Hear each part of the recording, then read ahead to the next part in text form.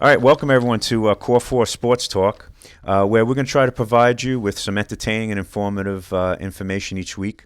I have a little disclaimer I'd like to say. Please keep in mind that everything that we say on this channel, any predictions that we might make, are solely for entertainment purposes amongst some friends, and it's just our own individual opinions, and it's not meant for gambling with one's hard-earned money, okay?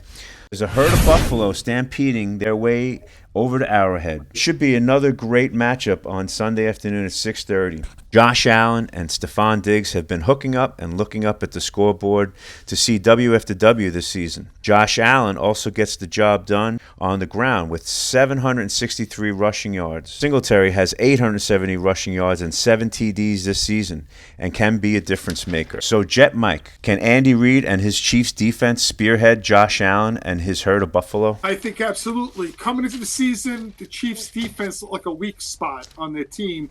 But as the season has progressed, Steve Spagnuolo has the group playing well. They all over Ben Roethlisberger. Did not let him get comfortable in the pocket. I feel the Chiefs' secondary is very good, especially with Tyrone Matthew and Snead back there. I predict interceptions for both of those fellas. They'll be harassing Josh Allen all day.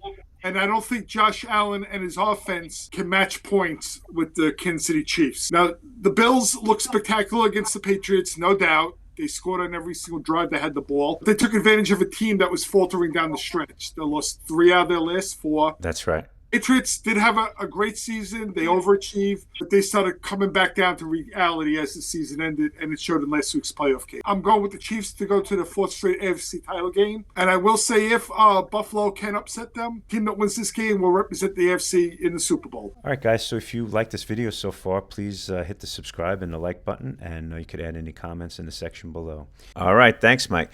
Now let's go to a Joe. Tell us why the Chiefs' offense is no match for this Bills defense. Well, there's only 3 ways to stop the Chiefs offense. The first is you hope for an incredibly windy day, 60, 70 mile an hour winds, which is not going to happen. The second is if the Chiefs offensive linemen and Mahomes are hurt or injured. And the third is to keep the ball out of Mahomes' hands. And if you're a team that has a good running game and you eat the clock, you can limit the amount of plays that the Chiefs offense gets. And Buffalo simply doesn't have that kind of offense. So the Chiefs are going to run a lot of offensive plays. And this is where Patrick Mahomes will absolutely, unequivocally dominate the game with his legs, with his arm, and with his mind. And even though the Chiefs have no running game, it doesn't matter because Mahomes finds a way with screens and sweeps and slants and you name it. He will beat you so many different ways. Mahomes is the triple threat, isn't he? He is the triple threat, no question about it. And he's simply the greatest, arguably, of today, but in 10 years, he'll be the greatest of all time. And I see the Chiefs just putting up a lot of points in this game, and Mahomes just probably thrown for 400 yards. I mean, I think it'll be an amazing explosion of offense this weekend. Well, that would be very exciting. Well, thanks, Joe. Lee, what do you have to say about this defense? Well, after listening to Joe, clearly they don't have a chance. Yeah.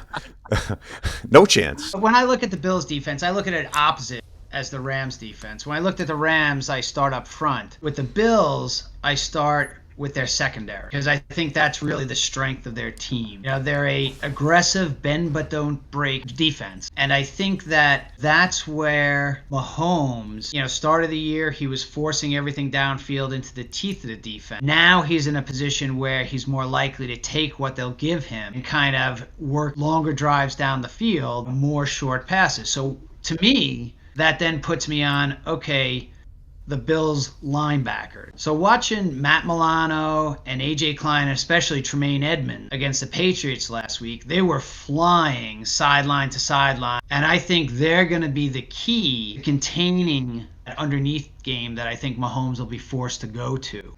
With shutting out some of the outside receivers, having to chase those screens and those reverses, and most importantly, having to keep a lid on Travis Kelce. I think those linebackers are going to be important because obviously they'll have a safety over their top, but then to cut off those curl zones, cut off the ins and outs that Kelce just kills teams on third down. I look at these linebackers as the ones that are going to fill that gap. And if they have a big game, make Mahomes hesitate when he's trying to salvage a play, I think that would make for a very interesting game and a great effort by the Bills. And it's about the defense beating him to the spot he wants to go to. Yeah. Even on those option routes.